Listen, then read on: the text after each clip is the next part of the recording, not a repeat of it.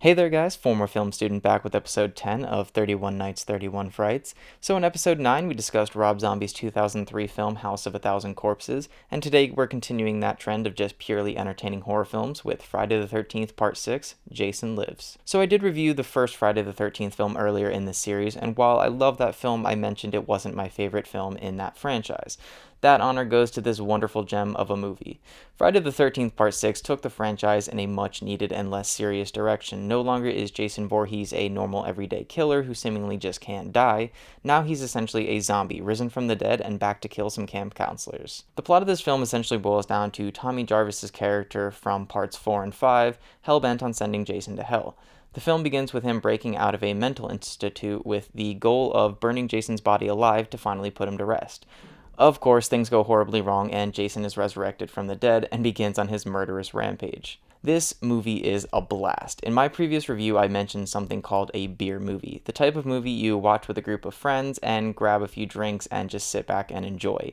It's not to be taken seriously, and as I mentioned in my Friday the 13th Part 1 video, the Friday the 13th franchise is one that I just don't think is as good as the other two parts of the holy trinity of slashers, that being Halloween and Nightmare on Elm Street. So it was really great to see them make a film like this that really sets itself apart from the other films in this franchise. This is a sort of turning point in the Friday the 13th films. No longer is it just a guy in a hockey mask killing people in the woods.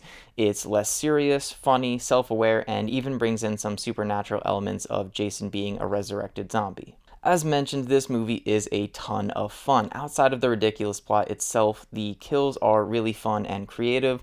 There's a slew of funny one-liners and comedic scenes. Real dead meat. So, what were you gonna be when you grew up? And as any good slasher, it has a bunch of attractive and dumb 20-year-olds that serve no other purpose other than to get slaughtered.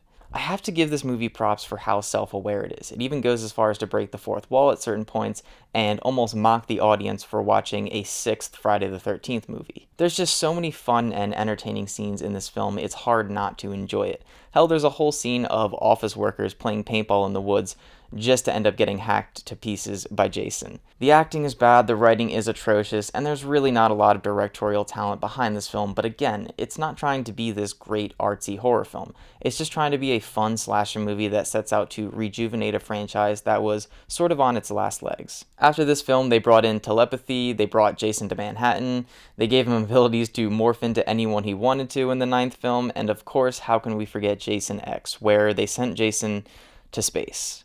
But Friday the 13th Part 6 was the one that started it all. It took a franchise that tried so desperately to be like Halloween and Nightmare on Elm Street, and it really gave it its own unique feel to it. This movie is loads of fun. The kills are fun, the premise is exciting, albeit pretty stupid, and as for its sheer entertainment value, no other film in the Friday the 13th franchise quite matches this one. Well, that is it for today, guys. Let me know what your favorite Friday the 13th film is in the comments down below. Do you think this one is too silly? Did you prefer the more serious take of the previous entries in the franchise? This film is actually streaming for free on Amazon Prime Video as we speak, so if you're looking for a fun slasher movie to watch during spooky movie season, I can't recommend this one enough.